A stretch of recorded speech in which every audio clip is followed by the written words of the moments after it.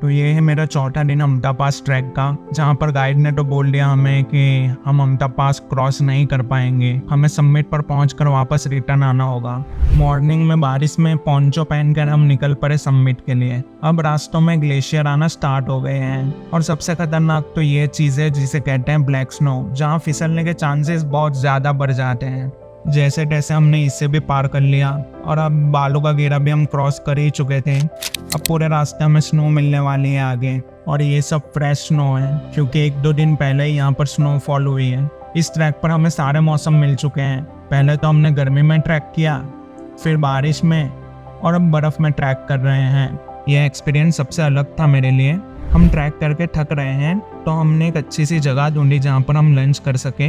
यही लंच जो हम पैक करके लाए थे। यहाँ चारों तरफ स्नो है और बड़े बड़े माउंटेन्स। हमने इन्हीं के बीच में बैठकर लंच किया। अब लंच करके हमें थोड़ी एनर्जी आई तो हम वापस चल पड़े अपने ट्रैक पर आ गए।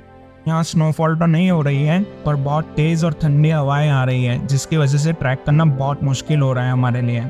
और हमारे पीने का पानी भी ऑलमोस्ट ख़त्म हो गया है। फिर आगे का रास्ता हमने बर्फ़ खाते खाते ही ट्रैक किया है। मौसम यहाँ पर ऐसा हो गया है कि आगे का कुछ साफ नहीं दिखाई दे रहा फॉग की वजह से। यहाँ पर सनग्लासेस पहनना कंपलसरी है क्योंकि वाइट स्नो का रिफ्लेक्शन सीधा आंखों में जाता है। अब समिट थोड़ी ही दूर है पर इस मौसम की वजह से हम हार मान ही चुके थे। फिर हमने एक दूसरे को मोटिवेट किया और एक दूसरे को सपोर्ट कर कर हम फाइनली समिट पर पहुंच ही गए।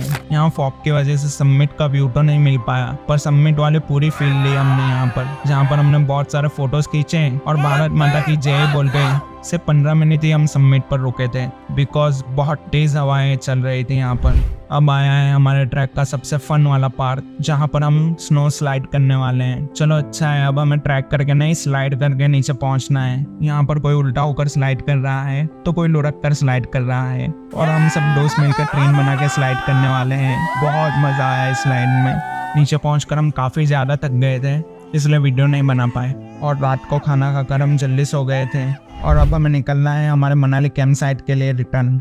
मॉर्निंग में जल्दी उठकर मैं वापस सो गया नेचर के बीच में क्योंकि यहाँ पर जो सुकून मिल रहा है वो मुझे वापस नहीं मिलने वाला।